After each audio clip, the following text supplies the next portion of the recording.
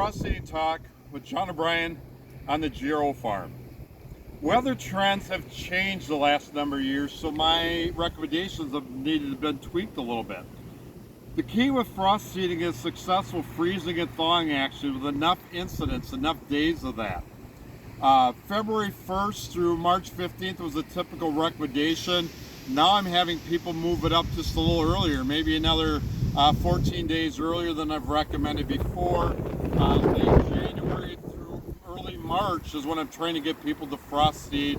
As you're moving into the transition zones of the United States, bring it ahead another 7 to 14 days earlier.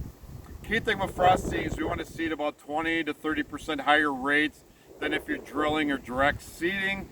And again, the right place, the right time, the right rate, all are important. And so I got a few different blends at my feet. So again, there's a lot of questions like, do you have sand ground? Do you have clay ground? Are your deer densities really high? There's all those factors that come into play. We'll cover that at another session here, another video that we'll produce. I'm standing in an area here that's existing grass pasture. We're going to turn this into a pure clover plot. We're going to frost seed now. We'll come out here in the spring and kill off this grass, allowing the incorporation and the growth of the new frost seeded seed that's going to be spread throughout this side hill.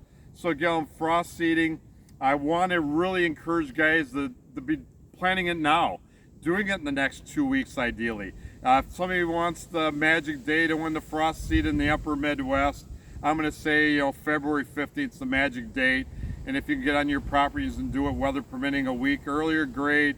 But let's try to ratchet it up and let's get it out there a little earlier, because this weather, we're not getting the extremes and the fluctuations. And lastly, ideal time for me is if we got a little light snow, another inch or two snow coming on board here in the next few days after frost seeding, just to get on top of that seed that we spun down is always my preference. So John O'Brien, some tips of the day with Grand Prairie Outdoors.